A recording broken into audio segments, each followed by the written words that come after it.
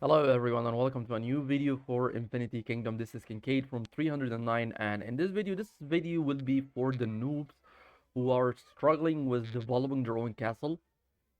I know a lot of people who wants to make it to Castle 40 as soon as possible, unlock tier 5 troops before getting into the KVK, so this video is probably for you.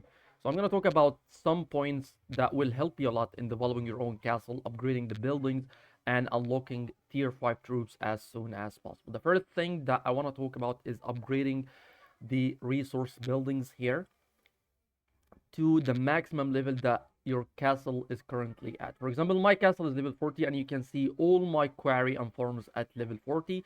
My lumber almost there. You can see half of them is at level 40. If we finish this now and make one more upgrade. And I haven't started my smelter. I'm keeping them for last, but I'm getting there. I'm gonna upgrade all of them to level 40 very soon. All right, the first thing I want to talk about is the income or the output resources that you get per hour. You can see here my smeltery or my output of iron is around 400k per hour. And you can compare this to my stone, it is 570,000 per hour. This is a big difference considering this is per hour. And the reason for that is, of course, all my quarries is at max level, which is at level 40. And you can increase this amount by using one of these buffs. For example, if we use this, then you can see my output of stone is almost at 700,000, even a little bit more. The reason for that is that the passive resources that you get from your castle is just so important that it's gonna help you a lot. Whenever you're offline, that means that you're still getting a lot of resources from your resource buildings. And to help you even more with this, there is a lot of researches that can help you. For example, this one here that increases the iron production inside the castle. Same for stone, same for wood, and so on. This one here increases the storage, the buildings these resource building can hold, and of course there's all of them.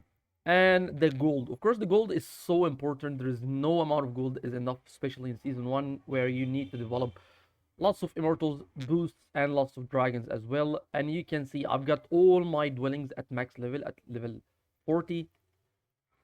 And you can see the output of gold is 188. You can increase this amount. By the way, there is this talent, lore talent for the resources, where it increases the resource production by 10% at max level. You can make a different preset that just like the one I'm doing right now. I'm using this, I'm switching between both of them. And there is this one here that increases the gold production by 10% per hour. So I'm about to collect the gold from the dwellings, so I'm gonna swap to this right now. And there is a cool trick that I always use. Whenever you use one of these boosts, even if it's 1 hour, the amount of gold that is being held by the dwellings or the buildings in here will be as if you have been using this boost for a couple of hours, or since the last time you collected the gold. For example, I haven't collected the gold for a while right now. I'm not sure when exactly, but let's just say, for example, that I have not collected the gold from the dwellings for the past 5 hours. So if I used this, that means it is as if I've been using it for the past 5 hours.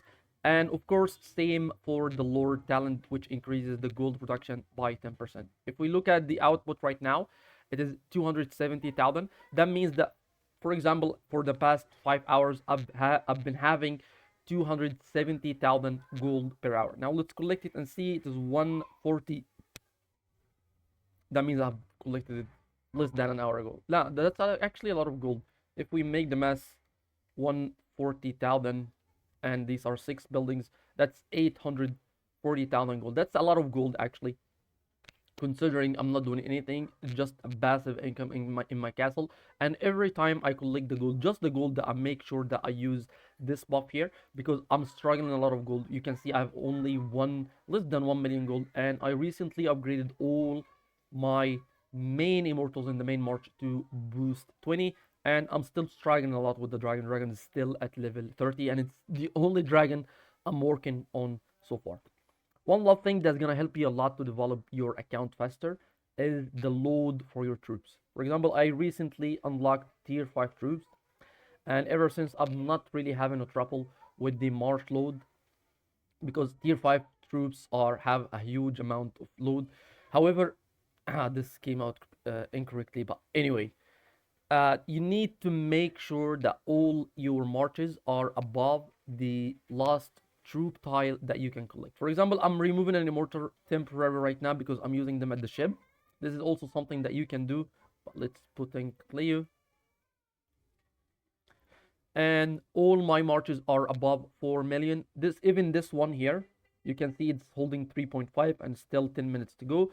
But we can actually do this, bring it back to what it was and use the Trudge lore talent that increases the troop load by 10%. And if you look at it again, you can see it is above 4 million. And how to do this? Simply, if you have seen my video about resetting immortals, where you can reset one of the main immortals in your team, because you're always killing gnomes with this immortal and you're always getting a lot of XP with it.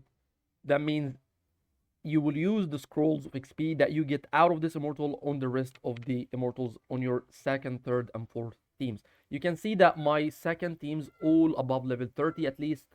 All of them at least boost 10, like Borica and Marius here.